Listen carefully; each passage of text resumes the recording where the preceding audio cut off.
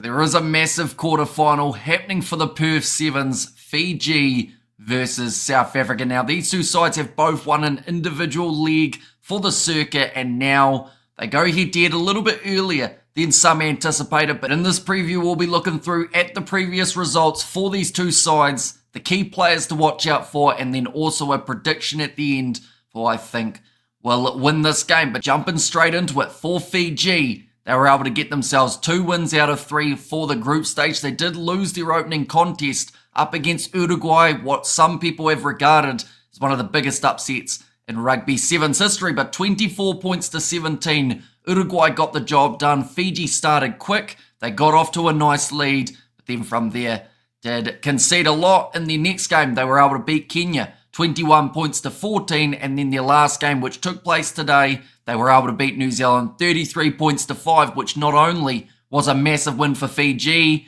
but a massive loss for New Zealand, which then meant that they missed out on the quarterfinals. For the South Africans, they won their first contest up against the USA, 24 points to 19, a close one, but the trend at the moment for the South Africans is even in some close games, they can get over the line. Their next game was exactly the same, 10 points to 7 win over the Australians with a last-minute try from Ronald Brown. And then their most recent game, they were down 19-0 at halftime, came back in that game a little bit, losing at 19 points to 17, but a valiant comeback effort from the Blitzbox there. And this is the type of game in this quarterfinal that either of these sides could be down by 14 points at some stage, and you still feel like there's a chance that they can come back and still get the victory. But looking through at the key players for the Fijians in their game up against New Zealand, there were 5 try scorers. They are as follows: Ioane Teba, Georgie Nasova, Filippo Bucayaro,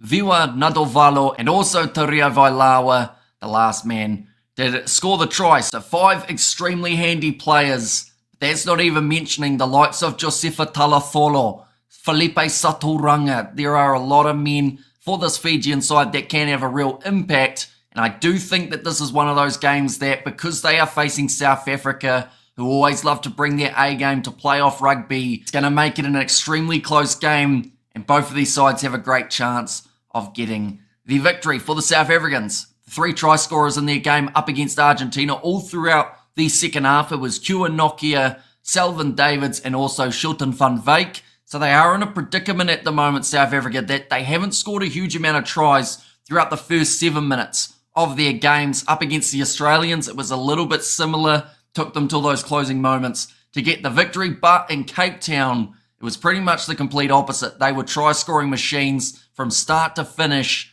and they want to replicate that here for the Perth Sevens comp. But nonetheless, now we are up to that stage of a prediction. Now, this game has taken place in maybe only about 30 minutes' time when this video does come out. So the good news is our prediction, it's either going to be right very quickly or it's going to be extremely wrong. And normally the safer bet is to expect it to be wrong. But for this one, I think that Fiji, they come in as favourites to win this leg of the Sevens. But South Africa, they just have something about them. And I honestly feel if they play well, they will beat Fiji here. But Fiji, their last game, you're basing it off the fact that they beat New Zealand by 28 points, whereas Argentina were able to beat South Africa by 2. You'd say Fiji have momentum. I am going to say it's a close game, but I am going to go South Africa to win this contest, and I will go 21 points to 19. Just a misconversion to separate these two sides. I can see it being close, and I do hope this match delivers, because honestly, if it was the final, I think a lot of people would have been happy. But sadly, we get it as the quarters. The only good thing about it, of course, we get to see it a lot sooner than anticipated. But nonetheless, we are going to be doing the commentary on the channel, so be sure to check that out. Also, let me know your score predictions in the comments down below, and I will see you all for the next one.